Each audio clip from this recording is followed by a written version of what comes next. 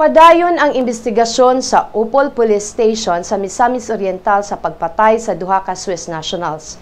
Si Darrell Anunciado alang sa detalye. Bukas sa pagsusi sa anggulong love triangle ang kapulisan kalabot sa pagpatay sa duha ka Swiss nationals niadtong Domingo sa Upol, Misamis Oriental. Apan gisalikway nga tulis ang motibo tungod kay ni usa ka gamit walay nakuha sa mga biktima.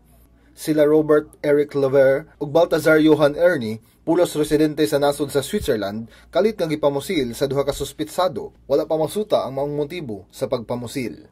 Apan ang anggulong love triangle posibleng tutukan kahuman mibutyag ang usa ka paryente ni Teresita Vertudazo gikapuyo ni Ernie nga posibleng ang babae nga unang karelasyon sa langyaw ang nagsugo sa pagpatay. Ang babae giingon nga taga Sugbo ug si Ernie matud pa kanunay makadawat og mga panghulga gikan sa maong babae. Si Upol Mayor Max Seno miingon nga padayon ang investigasyon sa maong panghitabo. Ikatakdang ipahibalo na usab sa Swiss Embassy ang kamatayon sa duha ka langyaw.